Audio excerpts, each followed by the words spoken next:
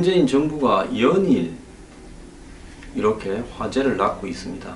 과거에 박근혜 전 대통령이 하도 언둔형 외톨이 같고 또 어릴 때부터 건의가 몸에 배어서 대중을 갖다가 마치 70년대로 돌아간 듯한 이 권위적인 입장 그리고 불통으로 대하면서 사실상 스스로 탄핵을 자초해 온 부분에 비해서 적어도 박근혜와는 거꾸로 가자라는 외형적인 부분에서는 이 사전에 치밀하게 준비된 문재인 정권의 어떤 노력들이 대외적으로는 문재인 정권이 지금 보이고 있는 모습이 마치 국민에게 엄청난 동의를 얻고 지지를 받고 있는 것처럼 보이게 만듭니다. 자, 그런데 여기서 제가 하나 하고 싶은 말은요. 과유불급이라는 말입니다. 지나치면 미치지 아니한 마음 못하다라는 부분인데요.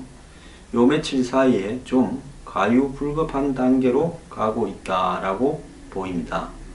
즉 소탈함도 지나치면 문제고 한마디로 언론에 대한 대통령 부부의 어떤 인성을 강조하는 측면도 지나치면 문제고 이제는 대통령의 언사, 대통령 사모님의 언사, 대통령의 후배, 선배, 동기들까지 TV에 나와서 다 이야기를 하고 있고 라면 먹고 가라는 이야기, 출근길을 마중하는 사진, 등산하는 모습, 식판 들고 삼계탕 먹는 모습, 비서실장이 배식하는 문제, 그리고 대통령이 자기 옷은 자기가 벗는 문제, 참모들과 뭐 격식 없이 회의하는 문제, 어떻게 보면 기본인 이야기들이 그동안 우리 사회에 박근혜 대통령을 거치면서 또 그 전에 카리스마 있는 김대중 그리고 김영삼 등을 거치면서 많이 잘못돼 갔죠. 이런 이야기와 비슷한 것은 이미 88년도에 취임을 했던 노태우 전 대통령이 보통 사람의 시대를 열겠다라고 하면서 회의할 때 가방을 자기가 들고 가고 와이셔츠 바람으로 TV 앞에 나서고 이 부하들과 원탁 라운드 테이블에 앉아서 회의하고 그랬는데 나중에 보니까 그분도 뭐 이 국가의 권위적인 군사정권에 또 더 나가서 이 강압적인 부분을 많이 낮추기는 했습니다만은 노태우 정권 때 민주화 시인이 데모가 제일 심한 정권 중에 하나였고 전두환 다음으로 그 시기에도 결국 돈이 뒤로 왔다 갔다 하면서 부패까지 걸리면서 나중에 구속도 됐죠. 물론 부패 때문에 본질적으로 된 것은 아니지만요. 자, 이런 어떤 부분을 바라볼 때 형식적으로 와이셔츠를 입는다, 뭐 배사모의 무초를 부른다, 무슨 색소폰을 분다, 자기 가방은 자기가 든다 하는 부분이 국민에게 미치는 효과는 딱 석 달용도 안 가는 용도다라는 걸 우리가 이미 알았습니다. 그렇기 때문에 그런 부분을 가지고 또 대통령이 하루에 여러 번 언론에 노출될 만한 그림들을 만들어낸다고 해서 그것이 그 사회가 근본적으로 발전적으로 가기 위한 대통령의 훌륭한 인품을 낳아내거나 뭔가 새로운 변화가 올 것처럼 보여지는 부분의 본질은 아니라고 생각을 합니다. 본질과 세상에는 비본질은 엄연히 다르고 이제 이런 것도 며칠 더 하면 국민들이 슬슬 염증을 낼 겁니다. 제 주변에서도 문비어천가가 도를 넘고 있다라는 이야기가 나오고 있습니다. 매사는요 적절하게 자연스럽게 그냥 국민들이 느꼈을 때 이제는 이 거의 습성화되어서 바뀌고 있다라고 시간을 두고 파악할 수 있도록 하는 것이 낫고요. 이제는 의도적으로라도 그런 부분들을 대외적으로 노출을 안 시키려고 하는 것이 더 낫고 본질적인 개혁에 몰두할 때라고 봅니다. 자, 오늘 국민의당은 이 원내대표에 김동철 의원을 뽑았는데요. 김동철 의원이 이 원내대표 경선에 나서는 정견 발표를 하면서 이렇게 이야기를 했습니다. 민주당은 패권주의를 지향하고 우리 국민의당은 그 패권을 단호히 배격한다면서 지금 문 대통령의 파격 행보가 박수를 받는다. 와이셔츠 바람에 커피 마시고 식판 들고 식사한다며 박근혜 전 대통령의 권위주의적 행보에 지친 국민께서 관심을 가지고 지켜보는 것은 당연하다. 그러나 이런 일은 과거에 있었던 인기 영합적인 일일 뿐이며 본질은 아니다라고 이야기를 했습니다. 그러면서 안보 정책실장 경제수석이 임명되지 않은 것에 대해 안보와 경제가 시급하다. 준비된 대통령이라면 안보실장, 정책실장, 경제수석은 어디서 누굴 찾고 있냐? 왜 준비된 대통령이라면 그걸 찾고 있냐? 당장 발표를 하면 될 일 아니냐라고 이야기를 하고 청와대 민정수석으로 하여금 검찰개혁을 주도하겠다고 하지만은 민정수석은 검찰개혁의 대상이다라고 말했습니다. 이 말은 뭔 말인가 하면 정말로 검찰이 개혁되려면 청와대 민정수석 자리를 없애버려야 된다라는 거죠. 그냥 법무비서관 정도만 두고 청와대는 민정수석이 없어져야 진정한 검찰이 되는 것이고 민정수석이 검찰개혁을 지휘한다라는 것 자체가 검찰을 개혁하면서 힘을 빼고 군기를 잡아서 우리 정권에 맞게 하겠다라는 의미 아니냐라는 식으로 이야기를 할 수 있겠습니다. 그러면서 개혁의 핵심은 인사권을 내려놓고 국회 입법으로 완결해야 한다고 주장을 했고요. 또 대통령이 인천공항공사를 찾아가서 비정규직 제로를 선언한 것에 대해 공기업 손목 비틀어 해결한다는 것이 맞냐? 이는 문제를 악화시키는 것이다 라고 이야기했습니다. 저는 요 근래 국회의원들이 한 말 중에 이 김동철 원내대표의 정견 발표가 가장 정확했다고 보고 있습니다. 자, 박근혜 대통령이 흠많은 재벌들 팔 비틀어서 창조경제를 이야기했지만은 오늘 지역마다 있는 창조경제 핵심센터에 한번 가보십시오. 문이라도 열어놨나요? 결국은 시간이 지나면 문 닫고 허지부지 끝날 일들이 많았던 것처럼 문재인 대통령도 이런 방식으로 개혁을 해서는 안 되는 겁니다. 자, 지금 사드 문제만 놓고도 한번 봅시다.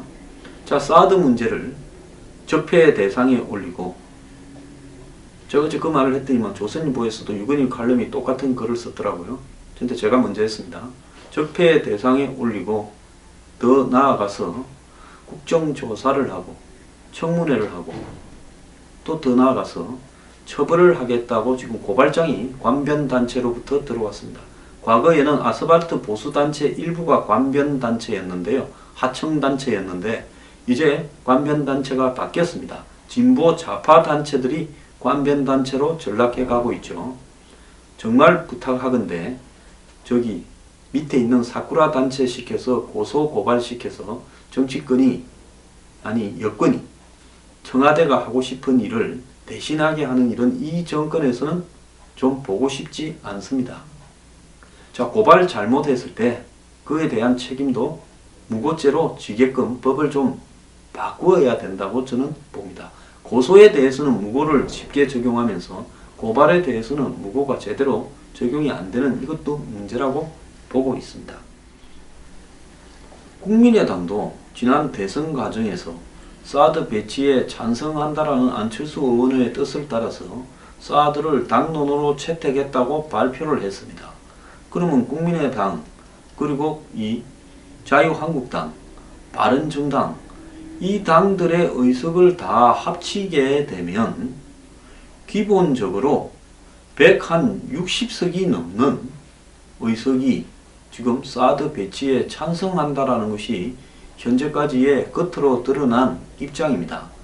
그러면 청문회를 하고 국정조사를 하고 하는 이런 부분에서 국회에 가반수도 안 되는 120석에 지금 민주당과 6석밖에 없는 정의당 두 개 합쳐서 뭐 또 진야 무소속까지 합쳐서 130석도 안 되는 사람이 160석이 훨씬 넘는 사람들이 사드 배치를 찬성하는데 이 부분을 가지고 청문회에 세우고 국정조사를 하고 국회 표결을 하고 더 나아가서 처벌을 한다고 할 수 있습니까? 궁극적으로 이 부분이 정권 초창기에 거론되고 있는 것부터가 제가 봤을 때 소수 정부의 한마디로 권력의 나쁜 형태로의 과시 아니냐, 이런 비판을 저는 받을 수밖에 없다고 보고 있습니다.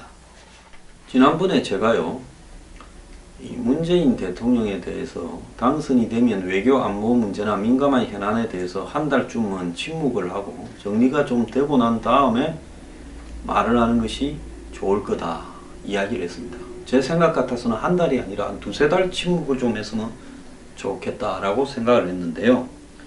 요즘만큼 한마디로 미국이 경제적인 이해관계나 노예 해방 등의 이해관계로 굉장히 부딪혀 있던 시절이 링컨 시대였습니다. 1861년 11월에 당선 통보를 받은 링컨 대통령은 거의 침묵에 가까울 만큼 말을 아꼈습니다. 이 말을 링컨의 침묵이라고 흔히들 이야기하는데요.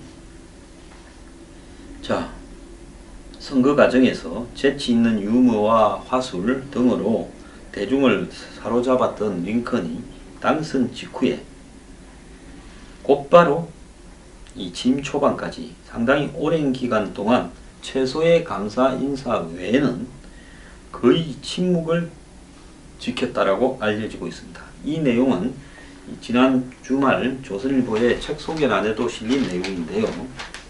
그래서 국정 운영 방향을 묻는 기자들에게 링컨은 이미 발표된 내 연설에 다 들어있다면서 연설 발췌집을 건네주었고, 그의 말 한마디 한마디가 당파적 목적을 가진 정적뿐 아니라 동지들에 의해서도 왜곡될 거라 생각했기 때문에 그렇게 한 겁니다. 링컨이 이처럼 전략적 침묵을 지키는 사이에 국무장관 내정자 윌리엄 슈어드는 예민하고 대립적인 국정사항을 풀어나갈 해법을 타진하고 다녔고, 선거 기간 중 미국인들은 흑인 노예제와 보호관세 문제를 놓고 갈라지고 대립하는 모습을 보였는데, 심각하게 분열된 집에서 가장의 발언은 전혀 뜻하지 않은 결과를 초래할 수 있다는 게 링컨의 생각입니다.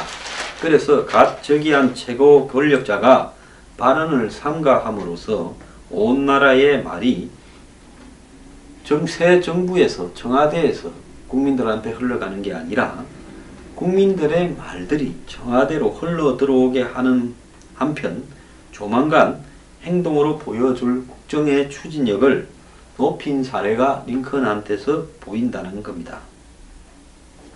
세종대왕도 역시 즉위 초반에 발언을 극도로 자제했다는데요. 자, 궁극의 중대사 등 주요한 나라 일에 대한 의견 표명은 태종이 머무른, 그때 보왕이 살아있었죠. 보왕이 살아가지고 이선에서 있었는데 상왕전에서 나왔고, 세종은 도약 직전에 개구리처럼 입을 닫고 인재를 모으고 기르는 일에 집중했다는 겁니다. 그러면서 링컨이 보인 파격적인 행태 중에 하나는 반대파에 대한 전격적인 수용이라는 겁니다. 링컨이 종이에 7명을 적었는데 거기에는 공화당 경선 과정에서 자신을 가장 괴롭혔던 슈어더 체이스 베이처의 이름이 적혀 있었다. 그뿐 아니라 반대당이 민주당 출신 몽고머리 블레어 등도 들어 있었다. 왜 그렇게 불편한 사람들을 모아가 내각을 구성하느냐라고 이야기하니까 조국이 매우 위험한 상황에 처해 있기 때문에 그렇다라고 이야기를 했습니다. 이때 미국은 남부지역과 북부지역이 한마디로 농업과 신흥적인 어떤 공업 이런 부분으로 대립을 하고 있었고, 그것이 결국 노예제도에 관한 문제로 부딪혔고, 더 나아가서 남부지역이 따로 또 독립을 하려고 하는 시도들이 지속되는 이런 상황에서 링컨은 최대한으로 힘을 모으기 위해서 이렇게 했던 겁니다. 그러면서 능력 있는 사람의 도움이 지금 당장 필요하기 때문이다 라고 말하면서 과거 자신의 경쟁자이자 정적들을 내각으로 다 끌어모았습니다. 자, 이 사람들은, 즉 세종이나 링컨은 자신에게 한마디로 불편한 사람들을 끌어모아서 불편한 정치를 의도적으로 했는데요. 자, 이렇게 하는 것은 왜 그랬느냐? 당장 내가 가는 데는 불편하더라도 퇴임 이후에 내 업적은 이렇게 해야 남을 거고 그것이 국가에 도움이 된다고 생각했기 때문이라는 겁니다. 자, 문재인 대통령은 41%로 대통령이 되었습니다.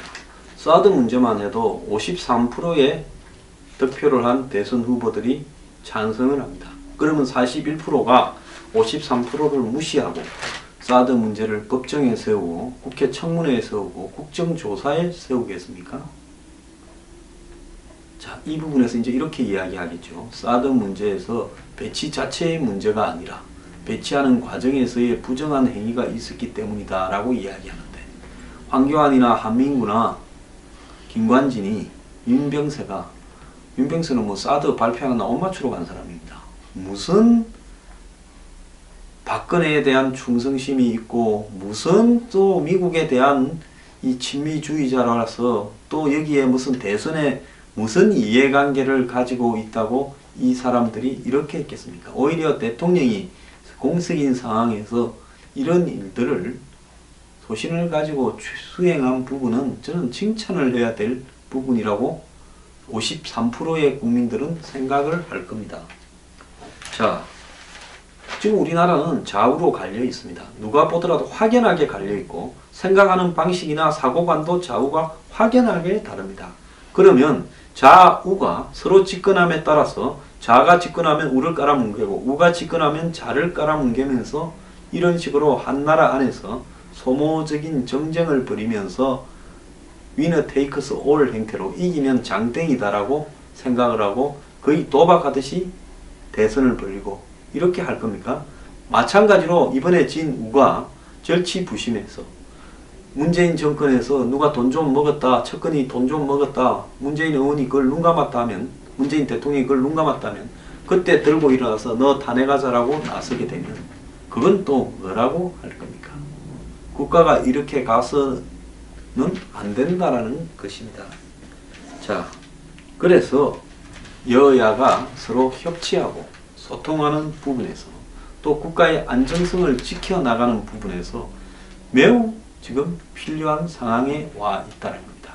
자, 여기서 좌우의 예민한 안보 문제들을 좌우가 가장 민감하게 생각하는 이 안보 문제, 사드나 한미동맹이나 더 나아가서 전시작전권이나 이런 부분을 가지고 또 북한과의 정상회담 이런 부분을 가지고 여기서 내가 이겼으니까 내 마음대로 한다고 하는 순간에 나라의 53%는 대통령의 적이 될 것이고 그때부터 이 나라는 무한 정쟁의 소용돌이에 빠져들어갈 수밖에 없을 겁니다. 지금 돼가는 꼴을 보니 그런 식으로 갈 확률이 매우 높아지고 있는데요. 자, 지금 중요한 게 문비어천가가 아니라 그야말로 문제를 만들지 않고 현안들을 수습해가는 지혜가 필요하다는 겁니다. 자, 이제 이런 말도 무의미한 시점이 한두 달 안에 올 것 같은데요. 그때 가서 후회하지 말고 국민들 다수가 싫어하는 문제를 안 하려고 노력을 하고 적절한 접합점을 찾아서 잘 마무리하려고 노력을 하고 남북 정상회담에 방향 정해놓고 강박정으로 이렇게 매몰되지 말기를 당부합니다. 뭐 말 안 듣고 나면 책임은 알아서 다 지는 거겠죠.